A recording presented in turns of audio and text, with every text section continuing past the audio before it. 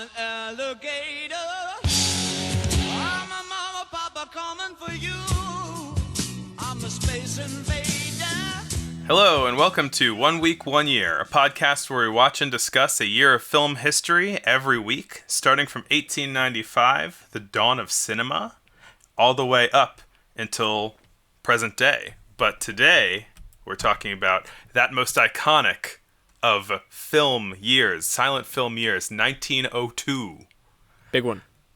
I am one of your hosts, Chris Ellie. I'm a film projectionist, and joining me as always is... I'm Glenn Covell, the other host. I'm a filmmaker. And we together formed the 1 Week, 1 Year podcast. Form the great team. The Voltron of podcasts. the two-part Voltron. Torso and legs. That's all you need. Yeah. It's Monty Python and the Holy Grail, but we'll get there.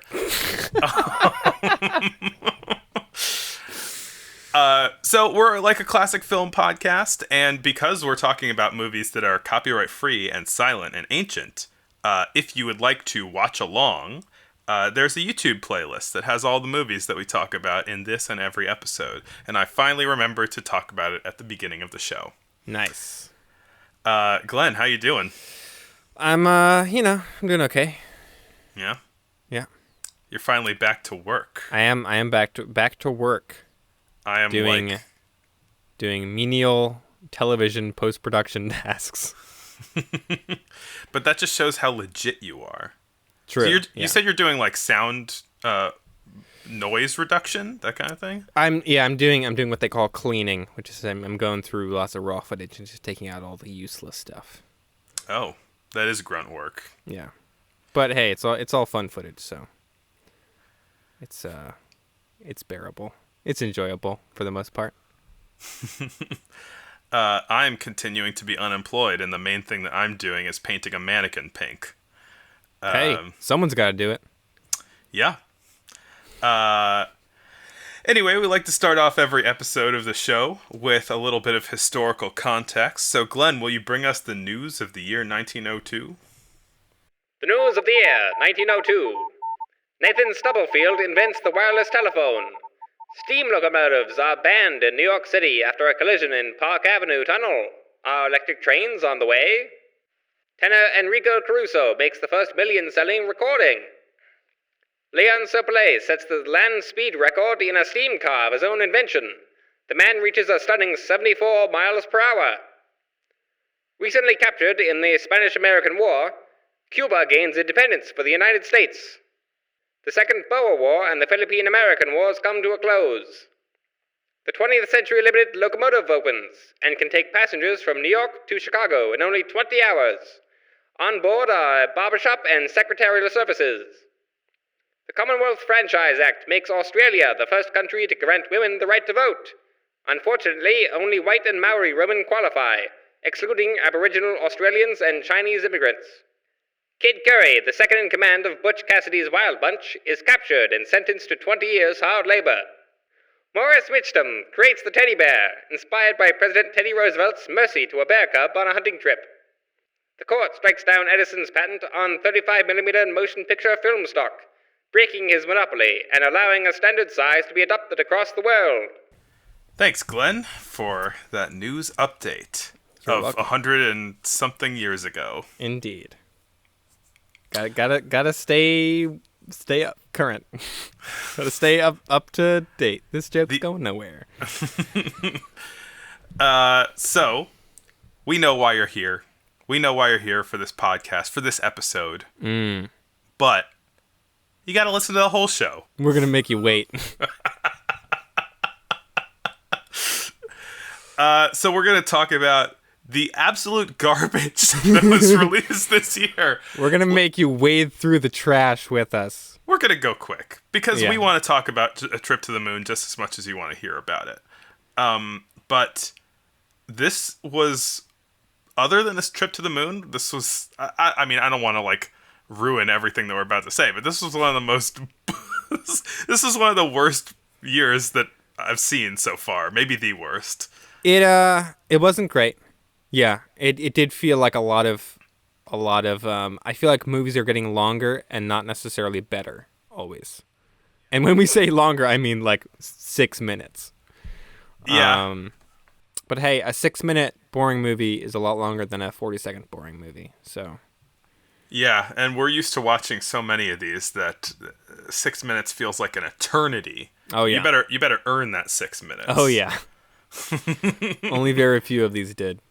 Yeah, I mean, I don't know how much I really want to talk about this one in particular, unless you have something to say. But one movie that was, I wrote.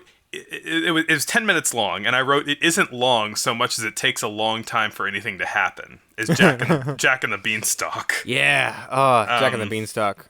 Not great. Didn't love it. No. Pretty boring.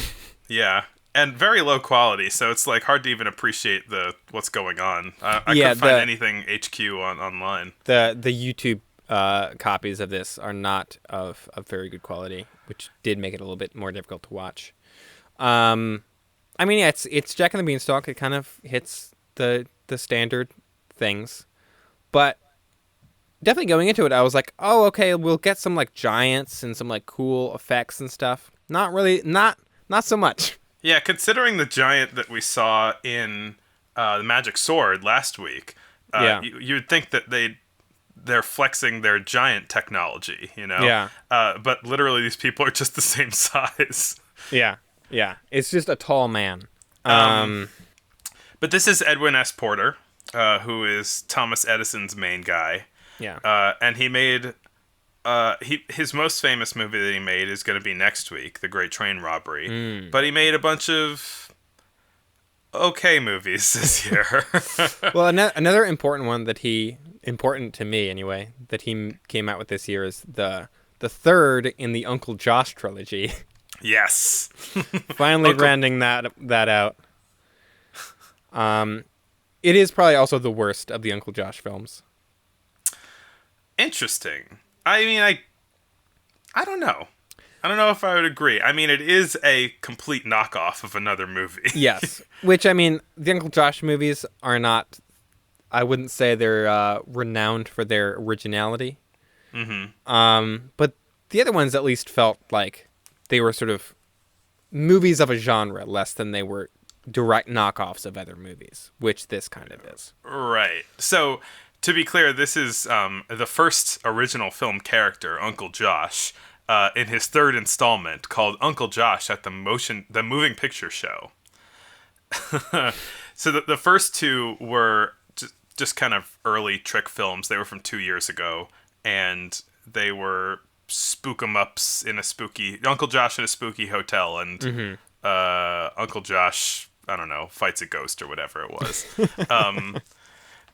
And this one is just a complete knockoff of The Countryman and the Cinematograph from last year. Right, I hadn't even thought about that. The first two were like supernatural comedies, were like spooky comedies. Right. This would be like if they made a third Ghostbusters movie and it was just the Ghostbusters like going to the movies. Or like going on like a trip to New Orleans and fighting no ghosts. Well, you know, I guess this is more about the adventures of the Uncle Josh character, who's intended to be this kind of bumbling hayseed, and going through the motion pictures of the time. And at the time, it was all big spooky stuff. Yeah. And so Uncle Josh does spooky stuff. And now it's formal experimentation and metatextual things. So Uncle Josh watches a movie at the movies. Yeah. We get another reference to the audience being scared of a train coming at the screen, which is, if not lending further credence to the truth of that story, at least sort of cementing it further into the public consciousness, into myth.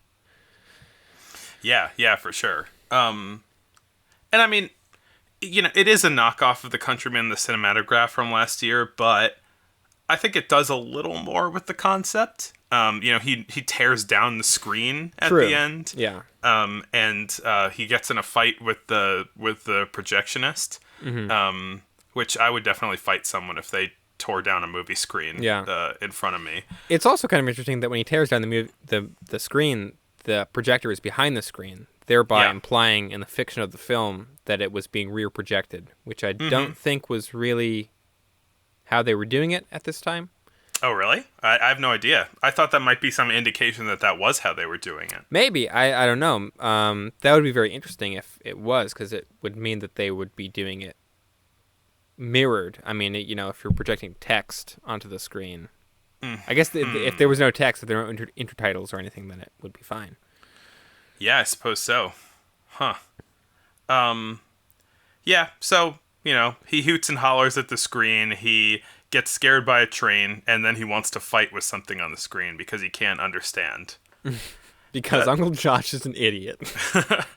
I think that's the end of the Uncle Josh movies, I as think far as so. I know. Yeah. The first film trilogy. We got to bring him back. I know. We should film like a modern day Uncle Josh movie. This is a film franchise that has been untapped for over 100 years. We need to make a dark and gritty reboot of Uncle Josh. All the Zoomers want a new Uncle Josh movie. Well, speaking of Edison movies with people with funny names, my goodness, Foxy Grandpa. Great. What a character Foxy Grandpa is. So Foxy Grandpa and another one that we'll talk about in a second, which is the 20th Century Tramp, or Happy Hooligan and His Airship, there are two Foxy Grandpa movies and that one movie, and they are the first comic book adaptations. Right, in film history. I also noted this. From this all the way to Avengers. They're based on comic strip characters from the contemporary time. You could make the argument that these aren't comic book movies since comic strips are different, but that means we won't be getting into comic book movies until at least the 1930s. So, but are you saying that the Marmaduke movie is not a comic book movie? I guess I am. Yeah. I'm saying you could make the argument. It's all sort of, it's however, specific you want to be. Yeah. I decide to count it. Yeah. But yeah, these are two movies about Foxy Grandpa. For those of you unfamiliar, which I'm assuming is everyone. Yeah. Foxy Grandpa was a comic strip character who I guess was just an old man who got into hijinks. Yeah, I mean, apparently it was sort of a reversal of the Katzenjammer Kids, where it was two kids who were trying to prank an older person, and they got into hijinks. And the joke was that the old person got pranked. But Foxy Grandpa, I guess, meaning that he's cunning, basically. Yeah, it is definitely Foxy in the more old timey sense of the word, as in kind of smart and crafty, and not ooh, sexy. The setup of Foxy Grandpa comic strips are that the kids try and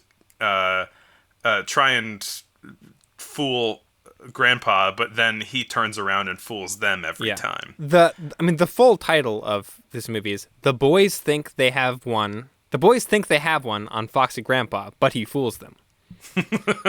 Which is great title. Yeah, I read through a few of the comic strips, and that's this general setup of the Foxy explaining Grandpa the strips. entire plot in the title. Yes, I can't think of a good joke for that. An old man dies and talks about his sled from when he was a kid. Whoa, spoilies. They're whatever, but they're kind of notable that they are silly little movies that are based on comic strips. There's another one which is another Edwin S. Porter movie, because he was just cranking them out for Thomas Edison. Is the 20th Century Tramp, or Happy Hooligan and His Airship. Is this the first "or" title? I don't know. It sounds kind of familiar. I don't know. It's funny how more contemporary movies use the kind of "or" in the title as, I don't know. It always seems like sort of an artful flourish. Interesting. Like Birdman or Dr. Strangelove that have these really long titles with kind of separated by an or. I had always considered contemporary titles with the word "or" in them to just be a reference to Doctor Strangelove, but maybe I'm wrong. I feel like this one, the only reason it's doing it is because it's just trying to get two titles out there into one title. Right, which I think is how this whole sort of like title scheme started. Oh, interesting. I'm assuming, since this is one of the earliest I've noticed anyway, and it is just sort of like, we couldn't decide on which title it is, so here's both. Yeah, it's the 20th Century Tramp, or to be more clear about its origins, and this is the first, it came out before Foxy Grandpa, Happy Hooligan and his Airship. And Happy Hooligan is another comic strip character from that time, and he is a hobo who gets into adventures. The thing that mystifies me about this movie is that the adventure that he gets into is that he is piloting a flying bicycle, which doesn't really seem like a hobo thing to do. Classic hijinks on the streets. Like it seems a little incongruous with the Happy Hooligan character, and that it might have just been like a tie-in to a popular guy at the time. Yeah. Another notable thing. They're just using the license, trying to get the fans to show up. So, something that I ended up cutting out of the last video the last episode because we were a little confused about was a Ferdinand Zecca movie from last year that you brought up and I hadn't heard of, called Conquering the Air, La Conquête de l'Air. Oui. And it was, you brought it up, but I maybe doubted you incorrectly, because it looked too good for 1901 in my eyes. There was like conflicting information about that movie online about whether it came out in 1901 or 1904 or 5. So. Yeah. But based on the existence of this movie, it seems to say that it was inspired by that Zecca movie, which is a similar deal. Considering how many of the American films are direct remakes / knockoffs of French movies, yeah, it that stands to reason that the Ferdinand Zecca one did come out first, and that Edwin S. Porter just blatantly kind of remade it as this weird comic book movie. Well, so the way the movie looks, although if you're watching it on YouTube, you know what it looks like already. Just get that plug in there. Is that like it's split screen effect that is done through multiple exposures, where there's somebody on like a kind of fantasy steampunk bicycle that flies, and then on the top half of the screen, and then on the bottom half of the screen is a sort of like rolling shot of the tops of like rooftops. Yeah. To make it seem like they are flying through the sky, which is done very well in the Zecca movie and done quite poorly in the Porter movie. Yeah. There's like a pretty big seam in it. Yeah, it's definitely just everything about the quality of it is a little bit lower. It still looks very cool. It's still like a cool effect, but it's not nearly as seamless as the Zecca one. Mm-hmm. So we're just sliding that 1901 in there that we missed. Oh yeah, put that in the playlist too. Yeah, for sure. There was I only watched one British film from this year. I shouldn't say that. I watched a few Michelin Kenyan films, but they weren't really. It was more the same. I think we kind of said everything we need to say about them last episode. But I did watch the one film released by James Williamson this year, The Little Match Seller. Yep. Which was, I thought, quite good. Yeah. It's based on a short story, I think, by an author whose name I can't remember. Hans Christian Andersen. There you go. That guy. Yeah. That guy that everyone knows. Yeah. Who's that guy? Homer? Who's that guy who wrote the play Shakespeare? Is that him? But it's based on a story about a little girl living on the streets trying to sell matches, and in the story she lights a match and sort of sees a vision of a better life in each match that she strikes, and we see that visualized in this film in a really cool way, which is we sort of see the girl out on the street peddling her matches. Yeah, and it's snowing and cold outside. It's snowing. There's people throwing snowballs and ignoring her, and she looks very sad and cold.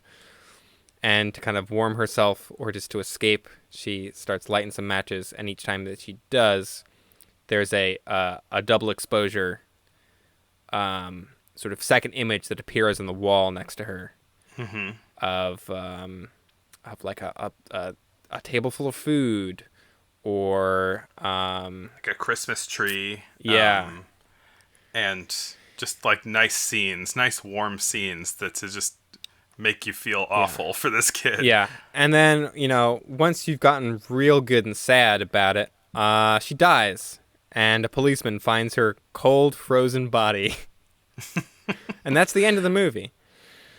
Well, yeah, she dies, but in another sort of double exposure effect, almost in a Looney Tunes sense.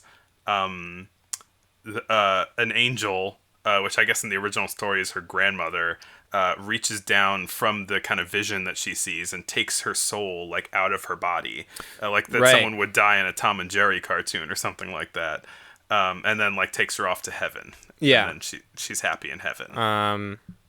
Man, how did I forget about the ghosts in this movie? There's so many ghosts in movies from this time that I straight up forgot that there is a ghost in this movie.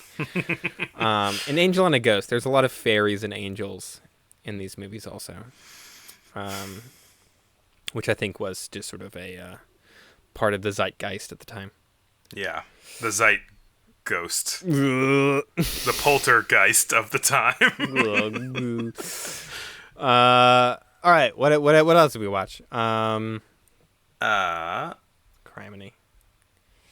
Well, so Zeka made some movies this year, but I didn't really find them to be...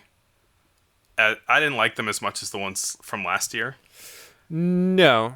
I think they're fairly notable, though, in terms of how ambitious they are. One is The Victims of Alcoholism, which is, I guess, a sort of spiritual sequel to History of a Crime. It's another sort of dramatic tragedy of a life in ruin. Yeah, it's like a morality play. It seems like that's his bread and butter in a way. Yeah. Hey, it worked well for him the first time. But this time it's all about the dangers of alcoholism and wine drinking and absinthe and such. Absinthe is actually name checked in the background. I didn't notice that. I believe it's said on one of the street signs. This one had some French intertitles that weren't translated on YouTube, and so it got me to pull out my phone to use the Google Translate vision thing that you can hold it over and it'll translate it in the picture. How did that work? Pretty good. I learned. I mean, so the scenes are just the intertitles are really just introducing the scenes. Yeah. About the bad things that happened to him. The bad things being there's sort of a nice dad with a nice family who comes home, and we're introduced to his home life, and then he's introduced to the wonders of alcohol while out on the town, and soon his family is living in a cold attic because he went to the cabaret too many times. And it ends with him as kind of sort of a raving lunatic in an insane asylum, in a padded room. Yeah. Which driven mad by lust for booze. Yeah. It's not a subtle movie. No. It's going hard for the temperance crowd, I think. Yeah, I guess, Edison takes the other approach, and Zecca, considering little preview, Zecca makes a 45-minute long Jesus movie next year. Oh, fun. So he may be on the other side of the temperance thing. Yeah. This film definitely supports that. It's kind of interesting that this was adapted, or at least inspired by a novel by Emile Zola. Remember him? Oh, interesting. Yeah. So, coming full circle on Emile Zola adjacent films of the 1900s. Huh. The poster of this movie, I'm assuming this was a contemporary poster. There's a poster on Letterboxd for this movie. It's a cool poster. It's a very cool poster. And it's of a guy holding a glass, and there's a sort of absinthe ghost coming out of the glass and like grabbing onto his head. It really, I recently went on kind of like a deep dive reading about the like anti-absinthe movement of the 1900s. Oh, interesting. And how it was sort of kind of a scapegoat for all of alcoholism. It was sort of like the temperance movement really kind of latched onto absinthe as like, because it was just very strong, I guess, and sort of visually unique. There was definitely a specificity to which people went after absinthe as this like awful, terrible drug that made you see ghosts or fairies and things. And wow. So that's how it got like targeted and got banned, I suppose. Yeah, and it's also how the whole sort of absinthe makes you hallucinate thing got started, which is very untrue. It's just strong booze. If you drink enough of it, you might start to hallucinate, I guess, but I think that's because you're dying more than it's because well, if you're going mad, then yes. Right. Yeah. That comes more from the alcohol poisoning than any effect that absinthe really has. Yeah. I thought this movie was okay, but as compared to History of a Crime, it doesn't hit as hard, I don't think. I think the emotions are higher and more, and you dig deeper into them in History of a Crime. And this one, it's like he drinks and then they suffer and then he goes mad. History of a Crime really had the sort of like flashback structure to it too that made it really effective. Yeah. The only other movie from Ferdinand Zecca I watched from 1902 was Alibaba and the 40 Thieves. Yeah. Which is very lavish and sort of big in its production quality. But I gotta tell you, I have no idea what happened in that movie. I'm not all that familiar with the stories of Alibaba and the 40 Thieves. I did not bother to really get deep dive into it because I didn't like the movie that much. It looks cool. It's very long. It's one of the longest movies of this year. It's like it's around 10 minutes, I think. 10 or 11, yeah. And it's got tons of like great set design. Yeah. There's like a cave with rocks that kind of move out of the way in the opening. Yeah, I think the set design is the coolest thing about the movie. And the only one that's surviving, as far as I know, is a version that was re-released in 1905 that added colors, which is the one that we watched. Right, the hand-painted version of it. Yeah. But yeah, there was some cool set design, definitely. And I did a quick look at the summary of the plot before I watched it, but still, it just seemed like a lot of scenes. Yeah. There's something about. I think we're already getting into these aspects of movies that are somehow like one thing is ineffably more sweep upable, you can get swept up in it than others. Like when I watched A Trip to the Moon, I was into it. you know? Yeah. And it had to do with the clarity of the storytelling and the way that the movie looks and the visual storytelling. And that, I don't think, was really there for this one so much. Yeah. And I think it's sort of, we're seeing movies getting longer and more elaborate and more lavishly made. And I think this is a case of all of those things being true, but without much purpose to them. There's no real reason for this to be as long as it is. There's no reason for it to have as many scenes as it does. This could have been a 2-scene film, and it would have been really cool. But it just keeps going. It's also funny that we're like complaining about this movie being so long, and it's 10 minutes long. But hey, when we're watching 40-second movies. But also, it's like, if it doesn't justify the length, then it doesn't justify the length. And I think for any movie or any project, hello, podcasts that are very long, every minute should count and every second should count. The other thing I'll say about this movie is that it contains a very white attempt at belly dancing that doesn't really... There are not one but 2 dance scenes in this movie that go on for a bit. They're just sort of like, and now some dancing. Right. We could get into a whole can of worms with this movie about Orientalism too, of how this white French guy is like the Middle East, Arabia stuff, and it's all very kind of surface. It's all very like what a French person's idea of the Middle East would be like in 1902. Yeah. I'm not saying we need to get into that, but I'm just saying it's there. Yeah, the politics of this era, the kind of racial politics of this era are something that are beginning to rear their head a little more. I mean, we've seen blackface from time to time, though I think I saw the most blackface movies in 1 year on this year.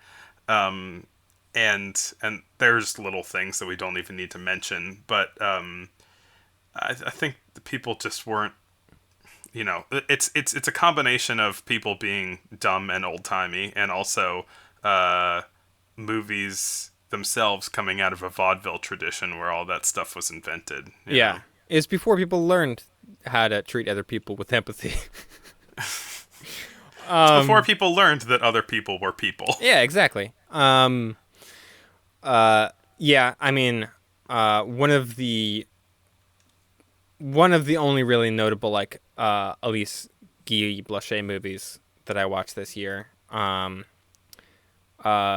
Midwife to the Upper Class, is pretty fun in general, except for a really awful, very racially insensitive joke right in the middle, which kind of brings the whole thing down.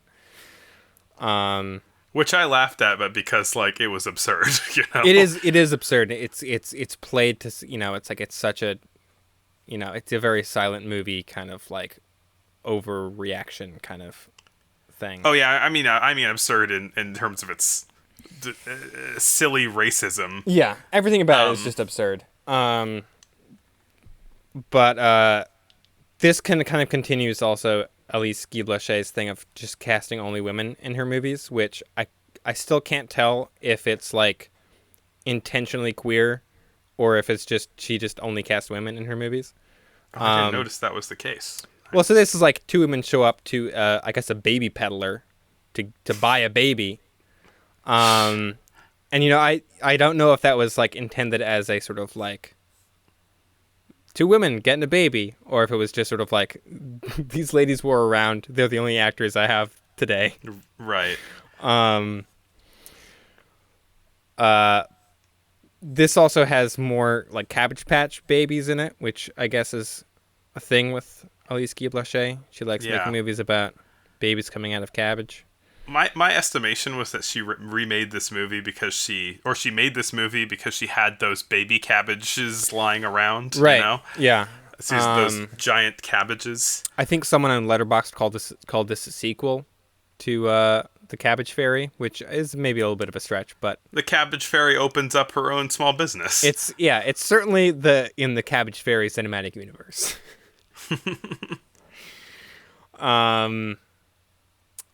What else is there besides Big Man himself? I don't think I watched much else. Well, there's one thing which is notable, but not interesting. It's notable. So it doesn't actually have a title, but the title it goes by is Alfred Raymond, Agnes May, and Wilfred Sidney. And it is the first movie, recently discovered in the last 10 years, the first movie that has actual color in it instead of being hand-painted. It was shot with like a color wheel over the camera, and I don't know if it was ever actually produced in color at the time. Wow. But it had like a red, green, and blue 3-strip kind of situation. It's 30 seconds long. It's a shot of the guy's kids playing. It's a shot of a marching band or like a parade. There is a kid on a swing and a scarlet macaw, which is a good use of the color. Great use of color. And yeah, it's kind of just a test film. The guy actually died the year after he shot it. But it is the very first natural color movie ever made. Yeah. So, which is pretty wild that it's this early. Yeah. Another thing like when we had talked about that the French sound film from, I forget if it was last week or the week before, which, or even the W.K. Dixon sound film experiment. Like I feel like I have I've read a lot about film history, and I didn't know about this stuff, which is cool and also kind of weird that it's like these are big developments that don't really get mentioned much. Yeah. I mean, and something I've noticed too is a lot of movies that just happen to be more popular kind of randomly, and they end up getting credit for things that they didn't actually do. Yeah. Which I can't think of any specific examples, but we've seen it. Well, after all of this, I think this brings us to the big man himself, George Méliès. Big man on campus. The star of our podcast, the star film of our podcast. And MVP of this and every year. Yeah, pretty much. So he made a lot of movies, like you were saying earlier. I think he made more surviving movies this year than pretty much any we've seen so far. He had a lot of movies this year. This year it's the release of easily his most famous movie. But he made a ton of stuff this year, and a lot of it was very good. Yeah. So now that we're into the cool stuff, let's get to it. There was, I don't even know if this is worth mentioning. There was a movie, The Colonel Shower Bath, which is just an armed man getting dunked on. But the French title is La Douche de Colonel, which is funny. Yeah. I was like, why are you mentioning this movie? And I was like, oh yeah, that's why. I remember now. Because I'm a child. Because I'm 12. He made a bunch of like trippy egg magic movies, which we don't really need to like get into too much detail with, because they're kind of just more like magician-y trick films. Yep. But they all have eggs in them for some reason. Including one's called the prolific magical egg, because I guess this is like really a thing. He made a couple of movies with sort of a new effect from him that I haven't really seen before, which is shooting multiple exposures but from different angles. Yeah. So there's one which is an impossible balancing feat, which is a sort of staged like balancing act type movie, but it's done with an effect of Méliès copying himself with multiple exposures, but the multiple exposures of himself that are being added are shot from above. Yeah. And so he's sort of like he's able to sort of do like acrobatics and things against the black floor as if it's the background. And so it, it's sort of like the sort of similar, I guess, to the sort of like turn the camera on its side and it looks like you're walking up a wall. It's like... Yeah. But this is like, these are the first, even though they're not direct, they're the first kind of straight down from above shots we've seen.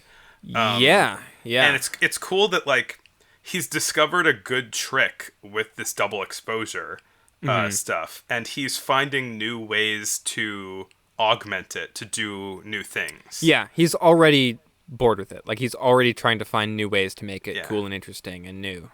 This is why we like Méliès. Yeah, he doesn't stick to it being good enough. He is constantly pushing the envelope.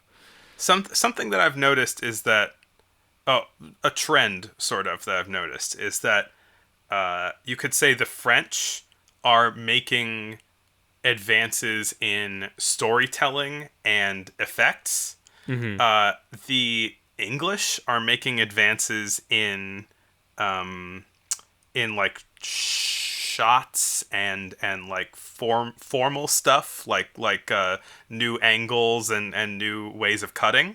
Mm-hmm.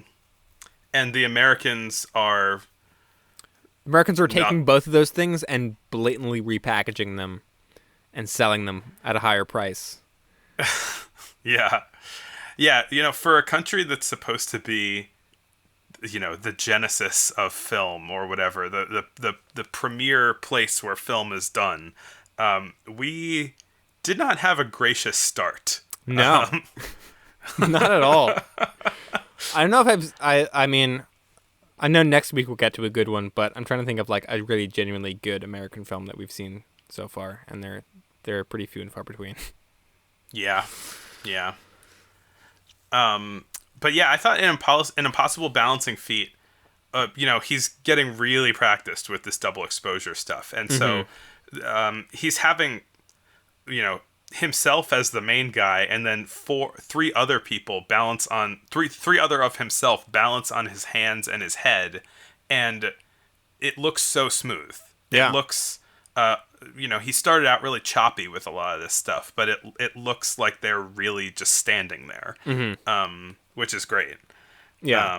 It goes to show how he's willing to put the effort in to like get it right. Like he really does stuff until it works. I know you had mentioned a couple weeks ago of like he must have had so much test footage for all this stuff of him just like trying it over and over again. And considering like over half of his movies are lost, I'm sure that stuff doesn't exist anywhere, but it'd be cool to see. He also made The Human Fly, which was a similar premise to the earlier film The Human Flies, which I did not enjoy. I did enjoy this one a lot because this is about a guy dancing all over a wall. That's kind of the whole plot, is like a guy shows up and dances on the wall and everyone loves it. But he dances, he like moves from the wall to the ground in a really smooth way. Yeah. Which I was almost like a little unsure of how he did it at the beginning.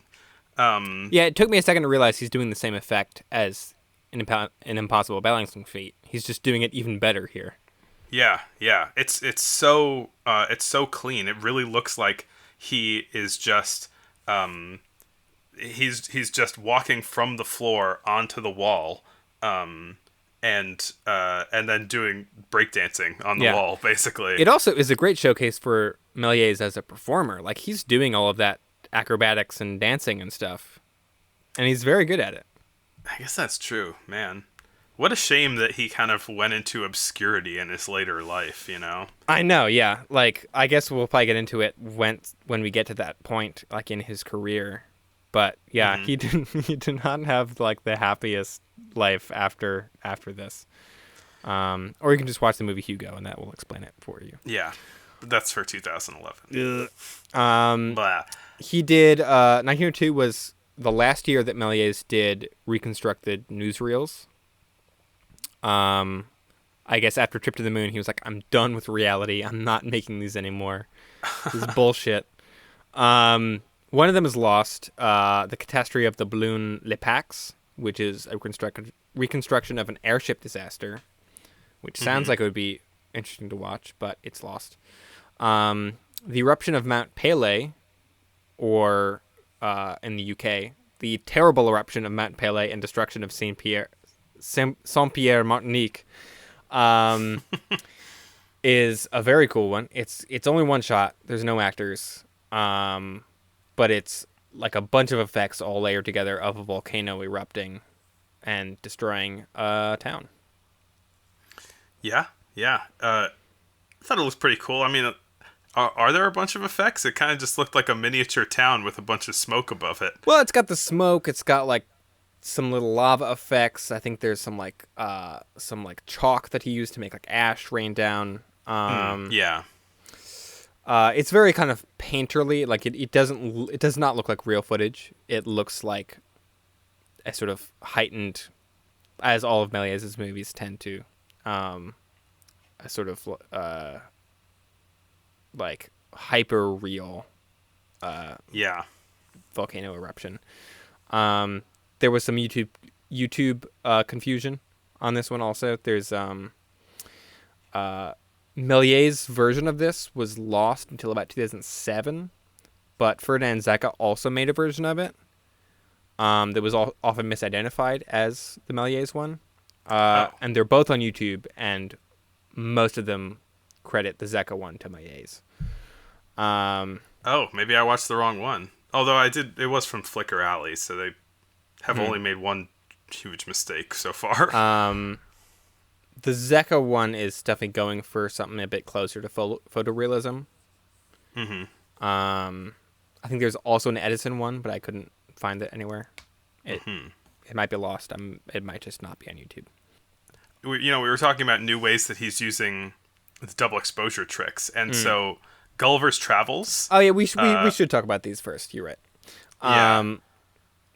Yeah, Gulliver's Travels, or Gulliver's Travels Among the Lilliputians and the Giants.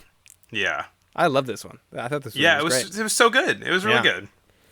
I was the first scene is a giant man who is walking through a tiny town, and in my notes I wrote first kaiju movie? I mean, that like effect though, it's a actor walking through a miniature town to make him look like a giant. Yeah, which has been used up through the 60s and 70s. Yeah. But the real deal effect in this one is that dinner scene. Yeah. My God. So I guess it's Gulliver himself. I don't really know I assume the Lilliputians are the small one and Gulliver is the big one. Yeah. No, well, Gulliver is a normal sized guy. The Lilliputians are the small, like, miniature people, and then they're giants. After he encounters the Lilliputians, he's eating at a table and so he is huge and he takes up the whole left side of the frame, and there's a sort of a split screen effect, vertical this time instead of horizontal, and they have filmed much further back a bunch of people who are the Lilliputians, and the seam in the middle is right at the edge of the table. And so they set up a ladder and they climb up the table and they put things on the table for him. It's amazing. It's mind-blowing. They put things on the table they pour wine into a cup that he then reaches over and drinks from. It's so good. And he picks some of them up in a little kind of carrier thing, and then drops them down on the other half of the scene, and then they're humans. It's so good. Yeah, you can tell that there's a seam there, but the ways that the two halves interact with each other are so well planned out and so convincing. It's a lot of different very simple effects that he's using, of like substitution splices and split screen and multiple exposure and like, all these things, but combine them all at once. even to like modern eyes, it's pretty impressive. It's like, oh shit, this looks really good. Yeah. This movie got me really thinking about. I mean, this is definitely like Méliès playing around with scale a lot, as he is starting to do more and more. And it made me think about how, Méliès always shoots his movies from one angle, typically, sort of like a pretty wide shot of like an entire scene.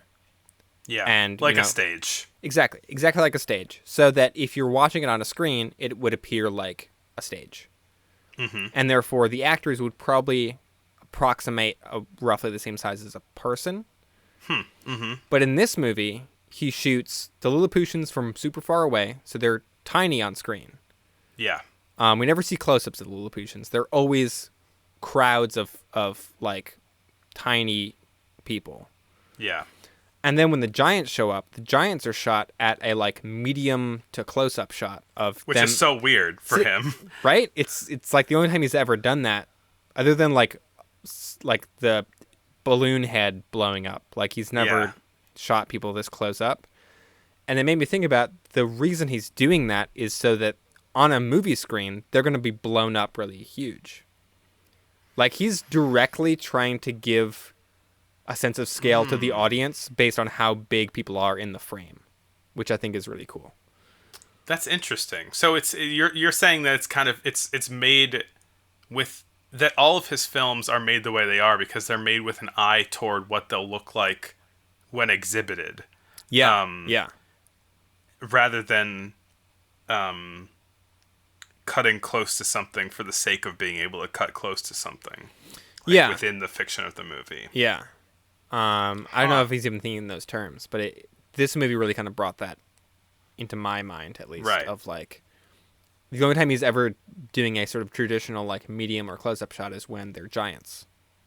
Yeah. To kind of make them appear really enormous. Which, I mean, but also they're not giants; they're humans, and so this is being shot from the perspective from like the visual perspective of the small people. It's emphasizing their giantness, but it's not an objective view. It's a very subjective view of them. Yeah. Cool. Yeah. There's also Robinson Crusoe. Yeah. Which we could talk about a bit. I have less to say about this one. Yeah, same. I mean, I think the story is told well, and it's engaging the whole time. But there's something it's almost as long as Trip to the Moon, right? And in its original version, it was pretty much equally as long. But a couple minutes are lost. It's like 12 minutes or something right now. But it doesn't sweep you up in quite the same way. I will say though that the mats, the backgrounds are so good. Yeah. They're beautiful. Oh yeah. The matte paintings. I mean, they're not really matte paint. I mean, they're just paintings. I think. I suppose so. Yeah, set dressing. Yeah, set dressing basically. There were a few like real kind of I mean, like the shipwreck set is really cool. The whole kind of like hurricane scene with like the trees moving in the wind and like I think it was multiple exposures for like the lightning or sort of like flashes in the sky. There's a sort of prolonged ending which feels pretty earnest and kind of emotional of Robinson Crusoe returning home. But also, mostly due to the source material of Robinson Crusoe, it does fall pretty hard on a lot of like colonialist bullshit. Yeah. And does a lot of blackface, which sucks. I mean, it is kind of most adventure movies tend to fall on colonialist bullshit. I think even Trip to the Moon does to a certain degree. So that made it a lot less fun to watch from a modern context. Yeah, I mean, we're thinking a lot about the psychology of the people who are making these movies as we're watching them, and there's something about about Méliès that seems really kind to me. Yeah. And I don't, unlike some of the people related to Thomas Edison, I don't really think that Méliès is doing this from a malicious perspective. Right. Some of the other movies, when they're getting into like weird 1900s uncomfortable racial stuff, or I should say just outright racism, particularly the American ones, feel racist. They feel like they're it's coming from a hateful place. Right. Whereas in the Méliès movies, it's more of like he doesn't know any better. Like, right. Which is terrible. It's like that's not an excuse, but there's sort of an innocence to his movies, I think. Yeah. That makes it a lot more palatable. And yeah, it definitely doesn't seem like he's kind of doing things in a vaudevillian tradition, but he's not really. I don't really get the sense that he was a particularly bigoted person, other than his just kind of backwards, privileged French life. That being said, we've exhausted all of our other material. I guess we have to talk about the one good movie. Yeah, we have to talk about it. Do we have to? No, let's just skip it. Do we have to talk about the most famous silent movie ever? Yeah. Also the most famous movie, and probably until like 1927. Yeah. Like the most famous movie. This is more famous than any movie from 1927. You think so? It probably is. You're right. Yeah. It is like top 5 famous movies. Maybe. Maybe, yeah. Which, we got a lot of unfamous stuff ready to go for you coming up. Or at least it is at least like top 5 sort of like iconic, like film visuals, I guess. Absolutely. Yeah. This is maybe one of the more referenced or most referenced movies ever. Yeah. Oh, yeah. It is. We've said the title like 20 times already in this episode. La Voyage dans la Lune. Oui. Trip to the Moon. It's so good. It is really good. Like it deserves its place. Yeah. I think, because we like Méliès, but this is a cut above. Yeah. It's amazing. He's outdone himself. I've been watching all these movies on my laptop for the most part. This one I was like, it's going on the TV. I'm getting the family together. We're gonna get snack. We didn't get snacks, but I was like, I made a big deal out of it. Oh, nice. Also, like my parents hadn't seen it, so I was like, you got to watch this old movie. It's great. What did they think? They were like, it's weird, and I was like, you're not wrong. I tried to do that, but everyone was like, I'm too busy. Yeah. I put it on the TV as well, and I played it from a Blu-ray that I stole from work. Nice. Yeah. This movie is magical. Yeah. And it like what I was saying before, it really sweeps you up into it. Yeah. It's very fast-paced. Other than maybe the like first scene or two, which goes on a little bit long, I think. Yeah, but it doesn't. I don't think it outstays its welcome necessarily. No, it doesn't. I'm just nitpicking at that point. It's building. It's building to this big moment. I think. And it's true that works. You're sort of like, when are they going to get to the moon? And so when they finally get to the moon, it's like it feels like a big deal. Yeah. Where to start on this stuff? Where to start? I feel like it is sort of Méliès pushing himself in a lot of ways. Like, the sets are probably the most elaborate he's ever done. There's like a lot of moving pieces in the sets. They're not like simple backdrops, or sort of like, there's a lot of like mechanical or like physical stuff in the set work. Yeah, it's super impressive and super imaginative. And speaking of the sets, if we're going to jump around a little bit in the content of the movie, there are some scenes that are the way that the sets are painted. They're really like reaching out diagonally through the frame, like the cannon that shoots the bullet into the moon. Classic. It's painted in such an evocative, like, I don't even know what to say. It looks almost deco. It's very just this imposing thing that's cutting through the frame.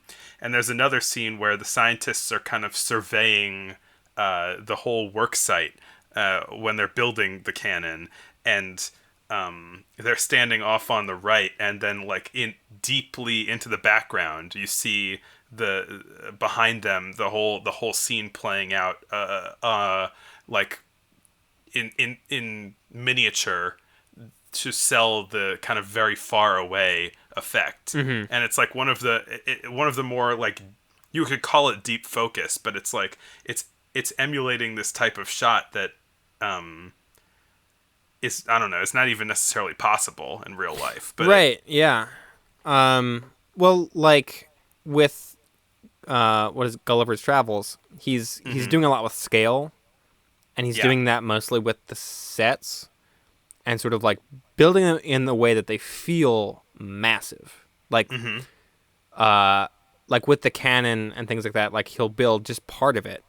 And so you'll see you'll like see something far away, and then you'll see a set of it closer up, and so you getting this sense of like this is just one piece of something that's really huge.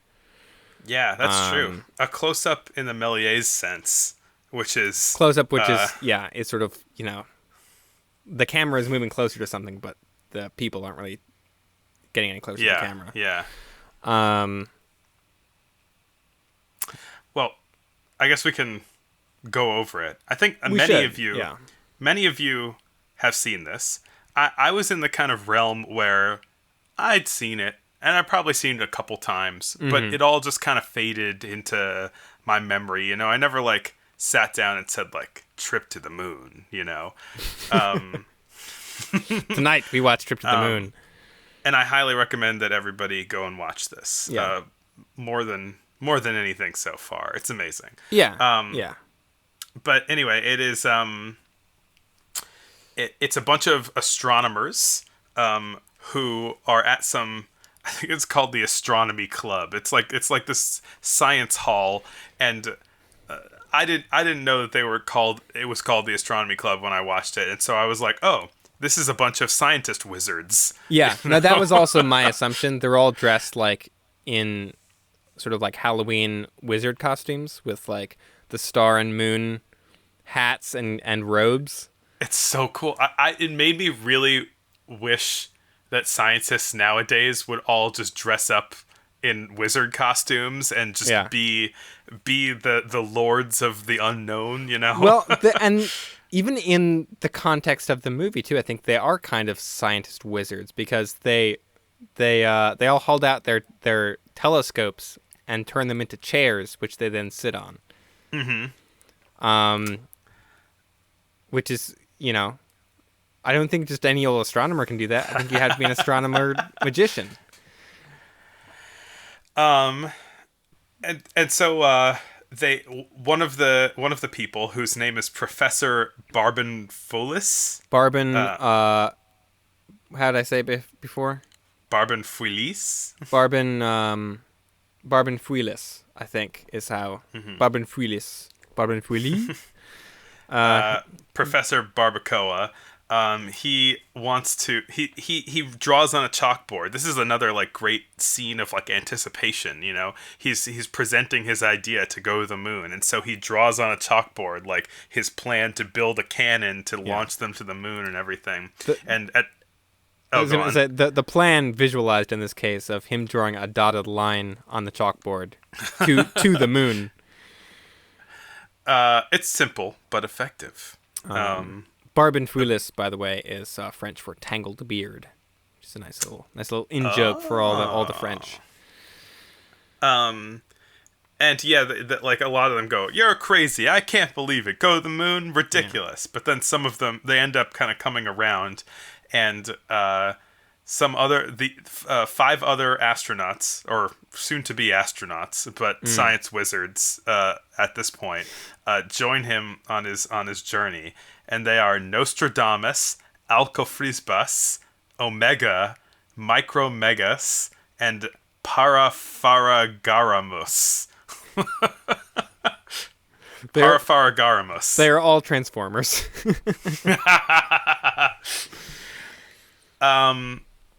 So they in almost a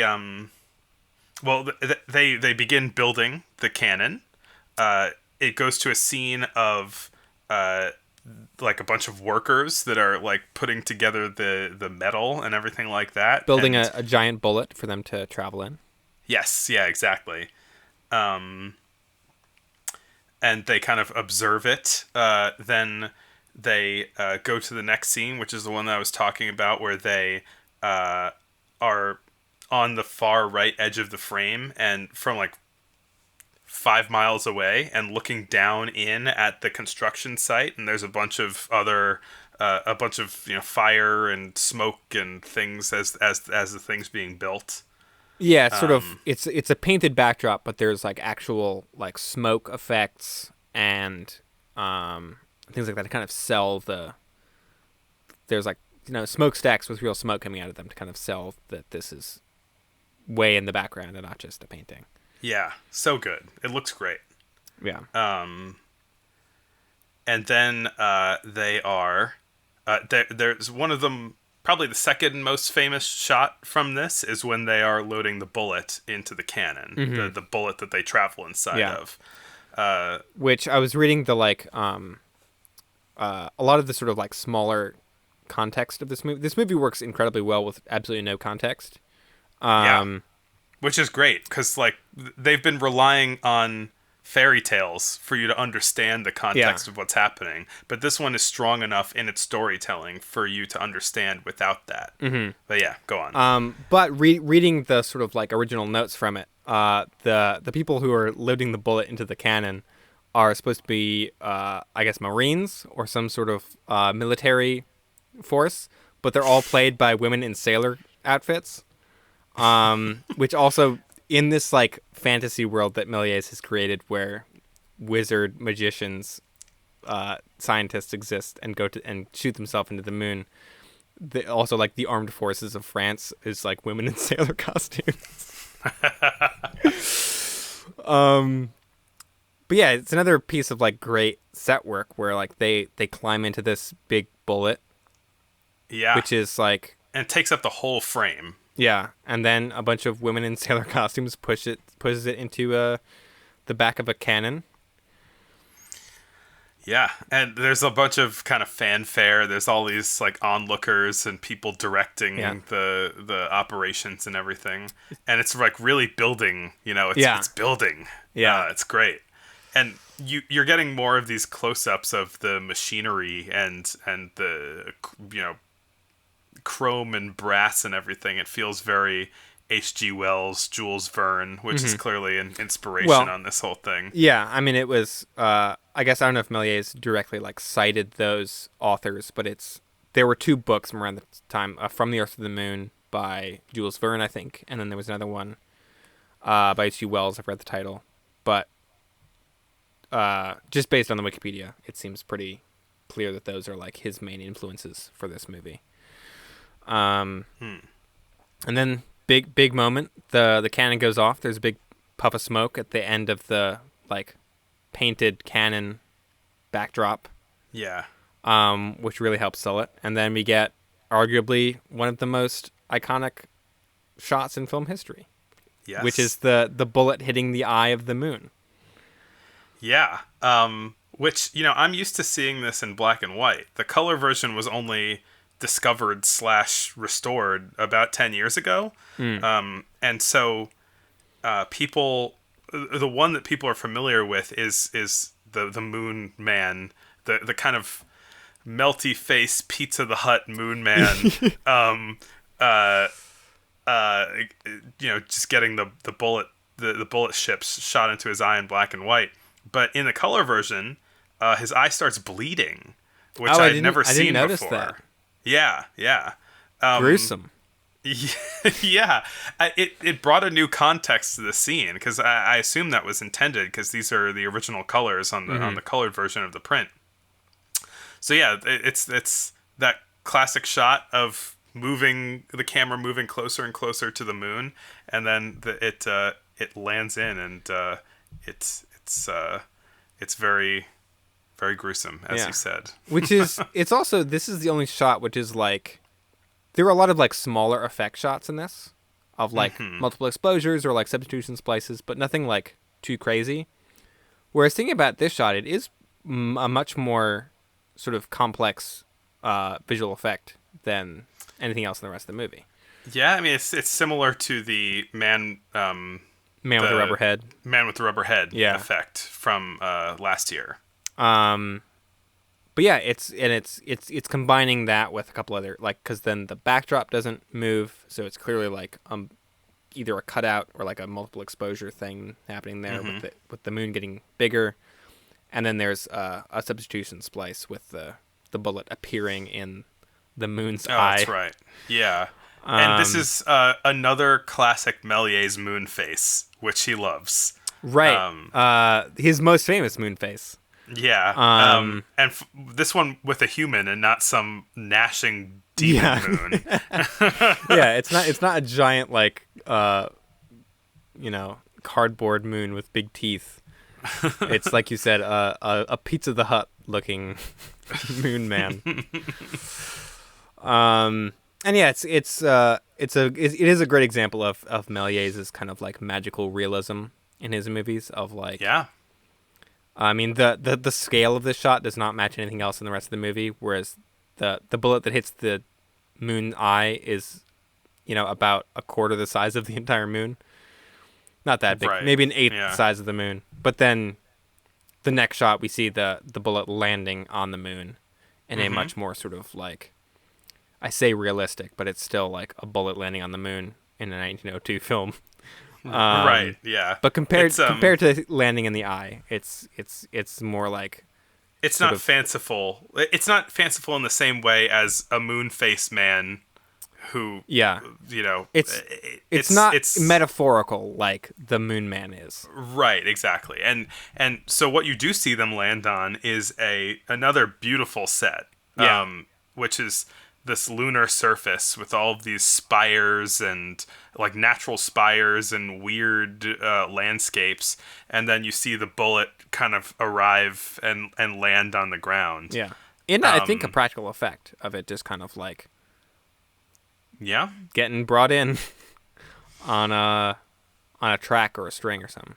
Yeah, and then the science wizards get out. And no spacesuits, just umbrellas and top hats. That's right. I forgot that when they get ready to go onto the moon in the beginning, they take off their wizard gowns and they put on like explorer clothes. Yeah, they put on like tailcoats and boots. And so they look out on the horizon of the moon and they see the Earth rise over the horizon, which is awesome. It's a really cool shot, and it really kind of sells this thing, but it also makes me think no one had been to the moon. They didn't know what looking back at the Earth was like, and he kind of nails it. Yeah, more or less. Not that I've been to the moon, but I've seen pictures. This is very interesting to me from the perspective of, what did a person from the 19th century think that the moon would look like. That the moon would the system of how space works and what the surface of the moon is like, whether there are mushrooms there. It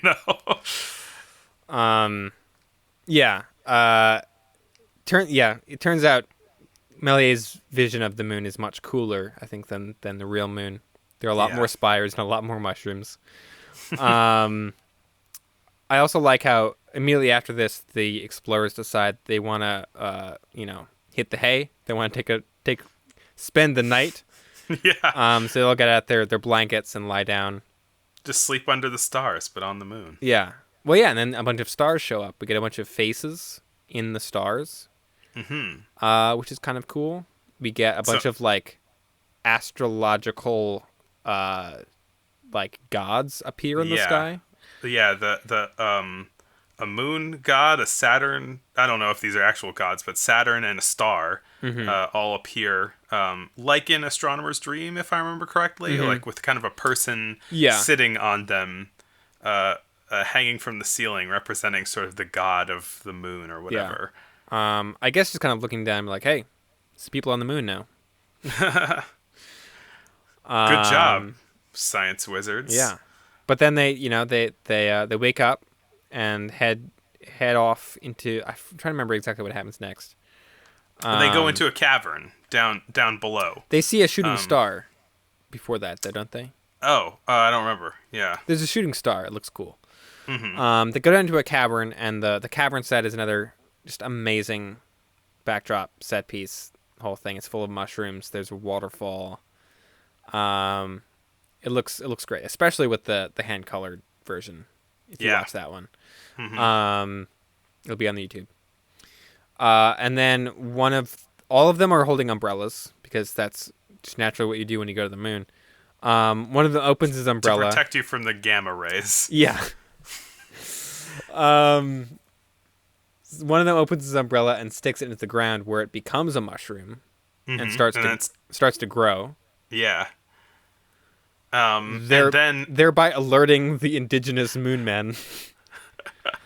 Which they get fleshed out more, but I wrote a moon imp appears and attacks them. It is a moon imp. I mean, we later in a few minutes will discover there's a whole culture of moon imps living on the moon. But of course, Méliès is like, gotta have an imp in there. Gotta. If not one imp, many, many imps. So the imp starts like doing backflips and walking weird and kind of attacks them. I love the like initial reveal of the imp on all like the weird acrobatics he does. He does like the thing where he kind of wraps his legs over his arms and scuttles on the ground. Kind of like a dog with an itchy butt. Yeah. It's just great because it's like this sort of, kind of spooky moment of introducing this sinister moon imp. And kind of making it move weirdly to sell its otherworldliness. Yeah, exactly. It's like, this thing doesn't walk like a normal person. It walks like a dog scratching its butt. I read on Wikipedia that this was, I think, his most expensive movie that he made up to this point. And apparently a lot of that had to do with getting the moon imp costumes made. Yeah. And there's a lot of them. Yeah. This was 10,000 francs that it cost to make, and that's in 1902 money. Yeah, this is much more than anything else that he'd made so far. Then we get one of the explorers hits the moon imp with his umbrella, and he explodes in a puff of smoke. Standard, just kind of substitution splice, puff of smoke. He's gone. Yeah. Though, like, that is sort of the way that they're defeated. They all explode in puffs of smoke, which is on impact. Yeah. Once more of them start appearing and fighting and dying, it's just all of this is like pff, pff, yeah. Pff. Which, I mean, we've seen Méliès do that so many times at this point, of like someone disappearing in a puff of smoke. But this movie is like the what is it? It's the reference point of that effect. Kind of. Yeah, it's I suppose so. Yeah. It really, I feel like, at least me, when I think of that sort of like someone disappearing in a puff of smoke in this way, I'm like, oh yeah, like Trip to the Moon. So that's kind of cool. Well, eventually the imps and the moon men, whoever, they start they capture the scientists. Right. And they take them. Sorry, there is a canonical name, I think, for the moon imps. Oh, yeah. According to the original paperwork, I guess, from the movie, or like what they would have shown to the audience, like the program. Selenites. Right. Derived from lunar inhabitants. Derived from the goddess Selene of the moon, I believe. Mm-hmm. So the Selenites show up and capture the explorers. I wish you'd let me call them moon imps, but okay. We can continue to call them moon imps. I just wanted to point out that there is a canonical name. Okay. Oh, we'll the Selenites. So they take them to their king, basically, once they're captured. Right. There's dozens of them, all in like a kind of like castle guards around this throne. Yeah, there's a moon palace. A lot of the moon imps or Selenites have kind of spears. Yeah, they look somewhat aquatic, somewhat reptilian, somewhat skeleton-y. Yeah. They get brought into like kind of a throne room. This was the point watching the movie, by the way, where I was like, oh wow, like he really the fancifulness is being fleshed out, you know, in this really compelling way. Like he has created this moon society. Yeah. And this is our peek into this complete other world. The moon culture. Yeah. Yeah. So they bring the captured scientists up to the king, and they didn't capture them very well because the scientists immediately bust out, attack the king, and he dies in a puff of smoke. Well, they attack the king by like grabbing him off of his throne and like swinging him over his head and smashing him on the ground. He like done with an effect. Like he runs over to him. There's a splice. The king becomes a dummy king, and then I'm pretty sure it's Méliès as Barben Fuilis just kind of thrashes him onto the ground since it's a dummy, and it just like all his limbs fly everywhere. Yeah, which is another classic Méliès effect. Yeah, it never will not be funny. It makes me laugh every single time it happens. It's so funny. And yeah, he explodes in a puff of smoke. Everyone, goes nuts, and the scientists make their escape. Yep. And so, in a chase scene that actually does understand screen direction, they run off to the left, and you see a couple shots of them running through the alien landscape, and the aliens chasing after them, and they make their way back to their pod. The scientists clamber into the pod. And as they are at the pod and making their way over, they're kind of taking out the aliens as they chase them.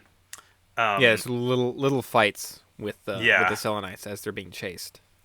The last wizard isn't able to get into the pod quite in time, but the pod also needs help getting off of the moon. So he jumps onto it. And there's like a string on the front end of the bullet, and so he hangs on the string to pull the bullet off of the cliffside that it is on. So it will fall back to Earth, presumably. This confused me for a second because I thought it just fell into the water, into like an ocean on the moon, but they literally like pulled it off of a cliff on the moon, and then it fell all the way back down to Earth. Yeah. So. I guess that from the moon's perspective, that would have been a cliff up. It's Méliès logic. It doesn't make any sense. Yeah. But one of the aliens kind of grabs on the back end of the bullet and travels with them all the way down to Earth. And you see a shot of the moon. You see a shot through space of one of the astronauts holding on at the bottom, the bullet, and then the moon man at the top, and the little miniature version of the three of them kind of drift down through the frame from a really pulled back angle. They splash down in the water. The one shot on location is the ocean. Oh yeah, true. Or is it because they have like a little fake ship that they? I think that was also shot in his studio. Well, a big ship picks them up and drags them back to shore. Another thing too that he got right is like you got to land in the ocean. Like a pod right? crashing down in the ocean and getting picked up is like exactly how we get back from the moon. Yeah, I was thinking that. It's so interesting to see how accurately it was predicted. I mean, because we know there are moon men and mushrooms up there. But they come back triumphant. There's a big party. A parade? Even? A parade. And it turns out that they have captured this stowaway alien to do autopsies to do on horrible things too. Yeah. For the sake of their science, they've captured this savage moon man. Yeah. And they have him in a net and they drag him through the parade. And that's where the gross colonialist stuff comes in. Yeah. Which has been asserted that it is ironic, I suppose. I don't know how much it felt like that, because it does feel like somewhat of a colonialist movie, but apparently, even before he made movies, Méliès did political cartoons, many of which satirized colonialism and were not very into it. Yeah. But who knows?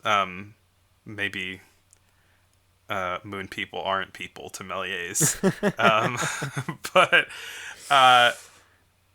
the movie ends with a statue a statue that was erected of one of the space wizards, and he's got his foot up on a little miniature moon with a bullet in its eye, and he's standing triumphantly above the moon as we have conquered space. What is next in our journey to conquer everything?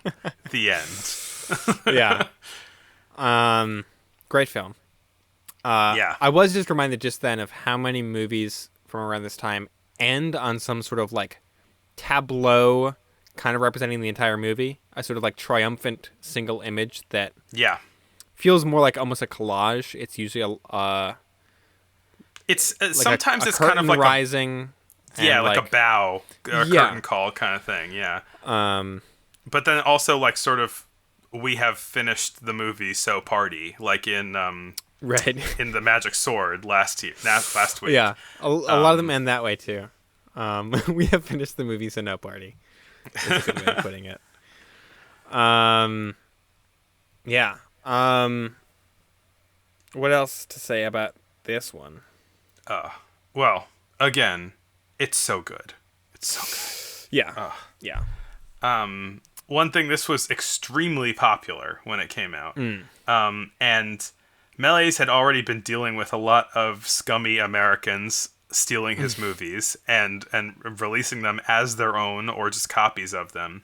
And so in response to the extreme amount of piracy from this movie, the next year in 1903, he formally created an American branch of his film company, which was done by his brother Gaston. Gaston Méliès. And so that was so that he could have local American distribution for all of his movies. And I believe it is from that point where he started filming everything with two cameras, one for the international market and one for the domestic market. Interesting. Yeah. One big sort of takeaway from this movie is how watchable it is. Mm-hmm. Yeah. Like we had kind of touched on it before, it requires no additional context to fully understand what is happening in every scene. You don't need intertitles. You don't need to have any pre-existing knowledge of what, trip to the moon stories are. Like it's very clear and direct, just through visuals, what is happening. Yeah. And the visuals tell the story, and unlike a lot of other movies of this time, the framing doesn't seem haphazard, and the framing brings you into the story and helps tell the story. The shot composition, the shot choices, and everything. You know, a lot of movies from this time can be really visually confusing, but this one like definitely isn't. It's well paced. You know, it kind of starts a little slow, but then ramps up, and is by the end of it, it's like a lot of stuff is happening all at once, but you're with it. It's exciting. It's got, you know, chases and fights and spectacle and all kinds of fun stuff. It is. Rewatching it, both in its like historical context and also from like a modern eye, I do think it, you know, it's deserving of its place in film history, I think. Yeah. Well, we've done it. Yeah. It's all downhill from here. You got anything else, Glenn? I don't think so. I don't believe I do. Well, that'll wrap it up for this week. Now, remember, we on the show description, we have links to every movie that we talk about on YouTube and the whole playlist and all that, as well as links to our Twitter and whatnot. And that's about it. See you. Oh, wait. We didn't do our favorite movie of this week. Oh. It's Trip to the Moon. Yeah, Trip to the Moon. Okay, that was easy. Tune in next week for some cowboy action. Yeah. All right. Well, see you later, Glenn. Bye. Bye.